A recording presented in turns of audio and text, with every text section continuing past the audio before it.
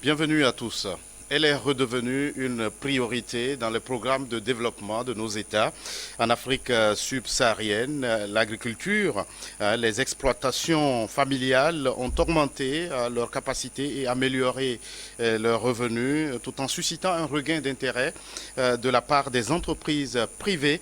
Comment encourager l'entrepreneuriat agricole au sein de la jeunesse? Analyse sur ce plateau avec Pascal Edo Agbové. Vous êtes consultant en entrepreneuriat. Merci d'avoir répondu à notre invitation. Bon, c'est un plaisir.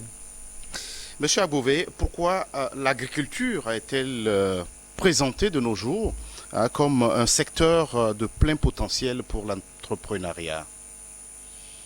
Bien, je crois que ce n'est pas seulement de nos jours. L'agriculture en Afrique constitue un secteur stratégique, mais au départ, c'était un secteur qui était considéré comme secteur traditionnel. C'était juste peut-être pour la survie.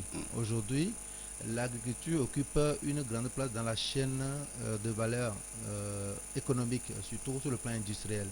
Aujourd'hui, il y a émergence d'entreprises industrielles en Afrique et donc pour que ces industries puissent fonctionner dans leur majorité, ces industries ont besoin de la matière première et ces matières premières sont issues essentiellement de la L'agriculture. l'agriculture. Vous savez qu'il y avait certains pays qui exportaient essentiellement leurs produits et donc il y avait certains produits prioritaires, notamment café, cacao à l'époque. Et aujourd'hui, il y a plusieurs autres produits issus de l'agriculture qui sont transformés par les entreprises. Donc, l'agriculture est maintenant le moteur de la croissance économique parce que sans l'agriculture, les entreprises industrielles ne peuvent pas fonctionner. Et il y a aussi cette opportunité d'avoir suffisamment de ressources parce que les investisseurs commencent par s'intéresser à l'agriculture dans sa diversité pour accompagner les producteurs. Donc, on se dit, c'est un secteur dans lequel les jeunes peuvent plus investir parce que les jeunes, en Afrique, on ne maîtrise pas trop la technologie. Donc, on se dit, la technologie, c'est de l'apanage d'abord de l'Europe, après les États-Unis, maintenant de la Chine, l'Asie. Nous, au moins, on a les terres, on peut développer l'agriculture. Donc, si nous voulons encourager les jeunes vers la création d'entreprises, on peut vraiment se dire que l'agriculture est le secteur stratégique en Afrique, contrairement aux autres continents. Alors, et justement, comment la jeunesse peut-elle tirer suffisamment profit d'un secteur qui suscite un regain d'intérêt, surtout chez les investisseurs étrangers? D'abord, la jeunesse doit prendre conscience que le travail le fonctionnariat n'est pas le meilleur moyen forcément de devenir riche et que l'État ne peut pas continuer par les recruter dans la fonction publique. Et donc, dans leur majorité, les jeunes doivent comprendre que aujourd'hui, il faut trouver des créneaux porteurs. Et cette agriculture qui est aujourd'hui un secteur stratégique pour l'économie nationale doit les intéresser. Maintenant, il faut savoir est-ce que les conditions sont réunies. Donc, comme je le dis, d'abord, il faut une prise de conscience. Aujourd'hui, les jeunes dans leur localité, après le bac, à cause de l'éducation, après le bac, ils se dirigent vers les grandes villes pour poursuivre leurs études universitaires. Et donc, quand ils viennent en ville, quelques années plus tard, ils ne sont plus intéressés à retourner au village, en fait, dans leur localité. Donc, il y a une forte concentration de la jeunesse dans les grandes villes. Donc, or, quand on termine les études dans les grandes villes, les débouchés, les possibilités d'emploi sont limitées. Et d'où il faut trouver des créneaux porteurs pour pouvoir s'insérer dans la vie économique. Et donc, si les jeunes prennent conscience qu'aujourd'hui, pour gagner leur vie, ils peuvent s'intéresser à l'agriculture, pas comme avant, avec des méthodes archaïques, et qu'ils peuvent être accompagnés avec les dispositifs mis en place par l'État et les partenaires, alors ils peuvent s'intéresser à l'agriculture dans la mesure où ils peuvent offrir ils peuvent travailler et gagner leur vie à partir de la production agricole. Ils ne seront pas cultivateurs, mais ils seront des entrepreneurs agricoles. Ça aussi, c'est une manière c'est une communication. Il faut changer le langage. Ils ne retourneront pas à la terre en tant qu'agriculteurs ou bien paysans, agriculteurs, mais ils retourneront à la terre en tant qu'entrepreneurs agricoles.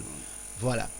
Alors, l'une des clés de réussite en entrepreneuriat, c'est l'innovation, dit-on. Comment gagner ce pari lorsqu'on se lance dans le domaine agricole? L'innovation vient d'abord de l'idée de faire mieux. Ça veut dire que si des solutions sont déjà apportées à certains problèmes d'une manière ou d'une autre par certains acteurs, je peux chercher à réfléchir pour voir est-ce que je peux faire mieux. Vous savez, aujourd'hui, dans le monde des affaires, le client qui est la cible, pour qui l'entreprise offre ses services, le client a des exigences aujourd'hui. Le client veut acheter des produits moins chers. Le client veut être servi rapidement. Le client veut être servi de manière proche, c'est-à-dire pour des raisons de proximité. Alors, si vous voulez innover, vous devez savoir ce que vous apportez. Est-ce que ça permet au client d'acheter le produit moins cher? Est-ce que ça permet de rendre rapidement le service au client? Est-ce que ça permet d'approcher le produit à la base? Donc, si vous rentrez, vous faites cette analyse-là, vous trouverez un moyen de faire la différence par rapport à ce que les gens faisaient. Et donc aujourd'hui, dans le domaine de l'agriculture, les jeunes qui sont aujourd'hui instruits majoritairement, alors doivent comparer, doivent analyser ce que leurs parents faisaient dans les campagnes et essayer de voir par rapport aux pratiques traditionnelles quelles sont les nouvelles méthodes qu'on peut introduire dans les entreprises agricoles de manière à ce que la tâche soit facile pour que le rendement puisse aussi croître rapidement. Donc, si les jeunes réfléchissent dans ce sens-là, alors ils peuvent rapidement réussir en entrepreneuriat agricole. Est-ce que le plus dur n'est pas de commencer? Absolument, mais il faudrait qu'il y ait un déclic. Alors, qui peut amener les jeunes à comprendre cette réalité? Étant donné que quand vous voyez certains parents, même qui sont paysans, entre griffes, alors si leurs enfants étudient et qu'ils arrivent à l'université, pour eux, l'enfant a bien réussi, il est devenu intellectuel. Donc, accepter cet enfant encore dans le village ou bien accepter que cet enfant revienne encore au village pour développer le champ, alors ou bien pour faire de la... C'est comme l'enfant n'a pas réussi. Les parents, le souhait de tous parents aujourd'hui, c'est d'envoyer ses enfants à l'école. Alors même si on est paysan, on est artisan, quel que soit le cas, on veut que ces enfants étudient. Et donc, les jeunes ont besoin d'avoir un élément qui va susciter un déclic. Alors, il faut une prise de conscience. C'est pour cette raison que la sensibilisation ne doit pas aller seulement au niveau des jeunes, mais aussi au niveau des parents, pour les amener à comprendre que si votre enfant fait des études supérieures et qu'il revient pour développer des projets agricoles, ce n'est pas qu'il a échoué dans la vie, c'est que c'est un domaine porteur. Donc, si on fait comprendre aux parents que c'est ce qui se présente comme ça, ce qui se présente aujourd'hui comme opportunité, alors ils pourront plus encourager les jeunes. Donc, le problème n'est pas seulement au niveau des jeunes, mais au niveau des parents et puis au niveau de la société. Parce qu'aujourd'hui, il faut aussi tenir compte des aléas climatiques aujourd'hui qui ne permettent pas de garantir la rentabilité des affaires dans le domaine agricole en même temps. Et les banques même sont réticentes à financer les projets agricoles. Et les jeunes compte tenu de leurs besoins et puis de la modernité, ils préfèrent plutôt entamer des activités qui vont leur permettre d'avoir des revenus tout de suite. Alors, ils ne sont pas prêts à attendre peut-être 6 mois d'abord avant de faire la récolte. Et donc, il faut des mesures d'accompagnement. Et donc, l'essentiel, c'est de commencer, mais il faudrait que les conditions soient réunies. Alors, l'entrepreneuriat en agriculture, est-ce qu'il se présente comme dans d'autres domaines? Non, mais écoutez, dans le domaine entrepreneurial, dans le domaine agricole, il y a quelques difficultés parce que actuellement, toutes les conditions ne sont pas réunies, a priori, parce que les paysans dépendent essentiellement des facteurs naturels. Et donc, quand il y a insuffisant ou bien l'année, il n'y a pas plus normalement, ou bien d'autres, les conditions ne sont pas réunies, alors ils risquent de ne pas pouvoir rentabiliser leurs investissements. Ils peuvent avoir même des financements, même avoir des difficultés pour rembourser ces financements. Et donc, voilà un peu la spécificité. Or, dans certains secteurs, c'est garanti, on sait que c'est l'entrepreneur qui met tous les moyens pour réussir ses affaires. Or, de l'autre côté, le paysan peut avoir toute la volonté, mais si les conditions naturelles ne sont pas réunies, il peut échouer dans ses projets. Et également, il faut quand même se dire que dans le domaine agricole, il faut attendre, il faut un temps. Il faut un temps. Ça dépend de à quel niveau on se situe par rapport à la chaîne de valeur. Aujourd'hui, il y a des gens qui sont à la production, il y a des gens qui sont à la transformation, ainsi de suite. Donc, les jeunes peuvent saisir l'opportunité. Si les jeunes ne peuvent pas aller directement vers la production au niveau à la base, ils peuvent s'insérer à un niveau donné de la chaîne pour pouvoir contribuer à la promotion de l'entrepreneuriat agricole. Pascal Agbové, il y a des initiatives qui se prennent dans le secteur agricole. J'ai lu cette semaine une interview qu'un jeune qui est dans le secteur a accordé à un journal, Thierry Malm. Sa spécialité, c'est qu'il importe du matériel agricole qu'il commercialise au Togo. Et son objectif, dit-il, c'est d'aider les jeunes à s'investir dans le domaine agricole et d'accompagner la politique de redynamisation du secteur agricole. Des initiatives à encourager, Monsieur Agbové. Donc, je tiens d'abord à féliciter ce compatriote qui a déjà cette idée géniale. Et je l'encourage et je pense que les autorités doivent encourager ce genre d'initiative. Aujourd'hui, comme je le disais, on doit encourager les jeunes vers l'entrepreneuriat agricole, mais il faudrait que les conditions soient réunies. Les jeunes ne peuvent plus faire aujourd'hui l'agriculture comme leurs parents le faisaient. Aujourd'hui, il y a évolution, ils ont fréquenté, ils veulent gagner leur vie rapidement. Il faut mettre à l'aise les jeunes dans leur carrière entrepreneuriale, dans leur parcours entrepreneurial.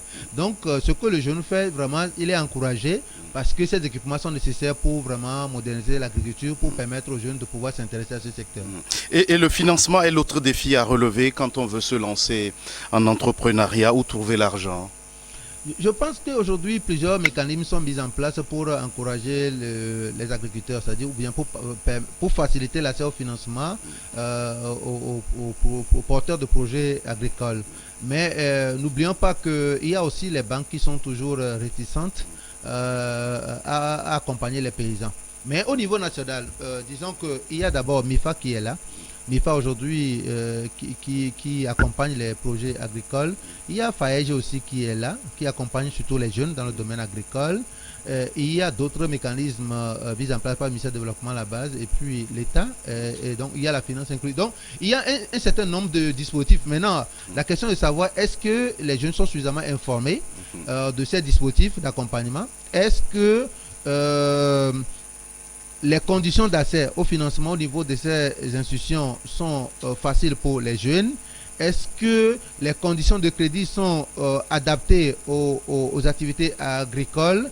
Est-ce que le marché... Voilà, donc on peut se poser un certain nombre de questions. Mais ce qu'il faut noter, c'est qu'il y a une volonté politique au niveau national. Maintenant, il nous appartient maintenant d'analyser le contexte pour voir est-ce que ce qui se fait répond vraiment aux attentes des jeunes. Est-ce que cela permet d'encourager les jeunes à réussir dans ce secteur? Si une chose est de se lancer, de commencer, l'autre la plus importante, c'est d'y demeurer. Alors, quels sont les fondamentaux d'une entreprise pérenne dans le secteur agricole? D'abord, il faut s'adapter à l'environnement, il faut s'adapter à l'évolution de l'environnement, ça c'est très important parce qu'une entreprise pour sa réussite, ce qu'elle offre doit répondre quand même aux attentes de la population parce que si vous produisez et que ce que vous offrez ne répond pas aux attentes de la population, vous ne trouverez pas assez de preneurs. Donc, d'abord, le point de départ, c'est comme ça, c'est cela. Donc, il faudrait que les jeunes qui veulent s'intéresser à l'agriculture puissent savoir à l'heure actuelle quels sont les marchés qui existent pour les produits agricoles. Donc, essayer de choisir des secteurs prioritaires. Ce que je voudrais aussi dire aux jeunes, c'est de ne pas diversifier trop les produits. On peut se spécialiser dans la production d'un seul produit et essayer de se professionnaliser pour pouvoir rentabiliser quand même son activité. Et donc, je me dis, l'innovation est importante aussi. Il faut faire la différence parce que nos parents qui sont dans les campagnes, dans les villages, ne sont pas instruits comme nous. Donc, les jeunes aujourd'hui qui ont accès, même ceux qui ne sont pas allés même à l'université, ils ont accès à la technologie. Ils peuvent quand même faire beaucoup de recherches pour faire la différence afin que leurs produits puissent répondre vraiment aux attentes de la population ou bien répondre aux besoins du marché de manière à ce qu'ils puissent réussir rentabiliser leurs investissements. Alors, s'offrir du matériel agricole, un tracteur par exemple comme ceux dont on parle, ce n'est pas chose facile. Est-ce qu'il faut y aller par une démarche individuelle ou collective? Oui, je crois qu'aujourd'hui, les jeunes doivent aller plutôt vers...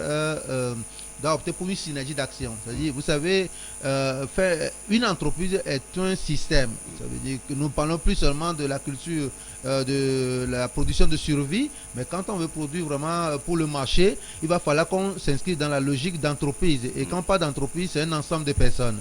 Et donc, les jeunes peuvent mettre ensemble leurs compétences aujourd'hui, leur volonté pour pouvoir travailler, mobiliser plus de ressources. Parce que s'ils se mettent ensemble, ils ont une forte chance d'avoir plus de financement. Et là aussi, il y aura une une bonne gestion des affaires. Parce que la réussite, je ne l'ai pas dit de l'autre côté, mais la réussite d'une entreprise dépend aussi du management. Parce que souvent, quand on est seul promoteur, on se permet de mal gérer. Mais quand on est en équipe avec des tests, avec des règles de fonctionnement, on limite parfois certains dégâts. Donc, c'est très important que les jeunes puissent opter pour les entreprises agricoles, les coopératives par exemple, et d'autres formes d'organisation pour pouvoir réussir leurs projets agricoles. Alors, quel conseil auriez-vous à donner à ces jeunes qui ont envie de se lancer en entrepreneuriat agricole avant qu'on ne se sépare? Je voudrais quand même dire aux jeunes qu'aujourd'hui, face même à la cherté de la vie, les jeunes doivent savoir que c'est une opportunité pour eux. Et le secteur agricole constitue un secteur stratégique. Aujourd'hui, non seulement il y a la cherté de la vie qui constitue un facteur, mais aussi il y a l'arrivée de la PIA, la plateforme industrielle d'Adetikop, qui est une opportunité pour eux, parce que ces entreprises auront besoin des matières premières pour réussir leurs affaires. Et donc, il y a aussi des financements disponibles pour accompagner les paysans. Donc, il faudrait que les jeunes sachent que l'agriculture, le secteur agricole est un secteur stratégique. Ils peuvent réussir mieux leur carrière dans ce secteur en utilisant le potentiel qu'ils ont pour pouvoir contribuer au développement du pays. Merci à vous, Pascal Edo Agbové, d'être passé sur ce plateau. C'est moi qui vous remercie. Vous êtes consultant en entrepreneuriat. Merci à vous qui êtes resté en notre compagnie. À très vite pour un autre numéro de votre émission Focus.